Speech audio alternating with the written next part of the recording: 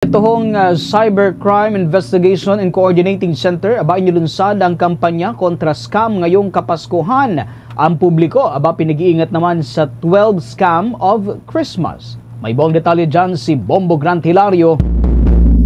Inilunsad ng Cybercrime Investigation and Coordinating Center katuwang Scam Watch Pilipinas ang Holiday Watch PH 2025 ngayong araw. Sa kampanya kontra scam, layunan nila rito mapaalalahanan ng publiko na mag-ingat sa anumang uri ng panloloko lalo pat nalalapit na ang panahon ng Kapaskuhan. Partikular na pinag-iingat ang taong bayan sa 12 klase ng scam na siyang kanilang tinawag o tinaguriang 12 Scams of Christmas. Ayon kay Cybercrime Investigation and Coordinating Center Executive Director Undersecretary Renato Aboy Paraiso, ang kampanyang ito ay nagpapalakas sa mandato ng ahensya maproteksyonan ang publiko sa iba't ibang uri ng online scam. Kung kaya't kahit pa buwan ng Nobyembre pa lamang, naniniwala ang naturang opisyal na napapanahon mapag-usapan na sa kasalukuyan ang patungkol rito. Bagamat aminado siyang wala namang naiiba sa inilabas na listahan, anyay nababago ito depende sa panahon at prioridad na tinututukan.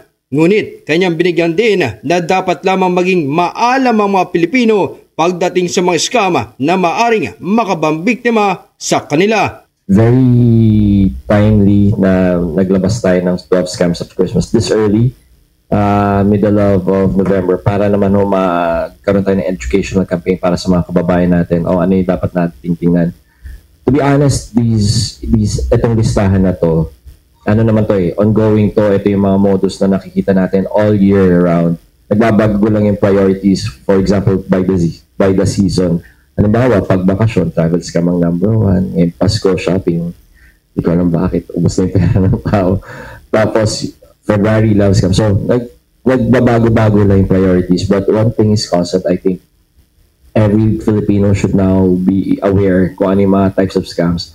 Partikular na pinag-iingat ng ahensya ang publiko sa top 12 scams of Christmas sa online shopping scam, fake delivery scam, call scam, job scam, investment scam, love scam, loan scam, impersonation scam, travel scam, charity scam, middleman scam at online gambling scam. Alinsun rito'y asahan rin daw ang kanilang paglulunsad ng mga infomercials para mas paigtingin ang kampanya at makapangaral sa publiko. May bago pa. Tapos soon meron tayong MOA with yung sa entertainment side naman para naman ma-process ay makapaglabas tayong mga AVRs, yung mga parang infomercials, paano na nagaganap itong mga scam na to at ano yung mga dapat tignan at paano ito may iwasan. So abangan ho natin yan. Yun lang. Tapos ito, pansinin nyo yung scams na to, they're not exclusive to one another. For example, may online shopping scam dyan, may kasamang love scam dyan, may ano yan. So hindi siya exclusive list. Kaya mas maganda malaman natin siya lahat. Kaya naman payo ng co-founder ng Scam Watch Pilipinas na si Josel de Guzman na gumamit lamang ng lehitimong mga online shopping applications sa pagbili ng mga produkto. Anyay, iwasan din kausapin o mag-entertain ng e-merchants na nangangakong may ibabahaging malaking discounts. So, what's the rule in this? Well, when you shop, yung mga kababayan natin, when you do online shopping, please only use the legitimate online shopping apps. Yung lagi nating ginagamit. Kasi they have a security feature from within wherein they will not release the payment unless such time that you are okay with the goods that was received. And then we should also avoid to chat with the merchants inside those e-commerce shopping app, and then who will promise to give you more discounts if you pay via GCash directly rather than using the app. Nag-uulat mula lungsod ng Quezon, ito si Bombo Grant Hilario, and this is Bombo Radio Philippines, the #1 and most trusted source of news and information, Boss Radio.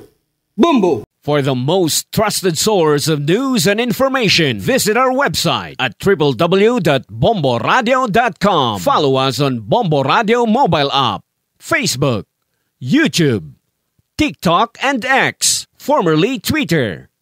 Like, share, and stay connected. Anytime, anywhere.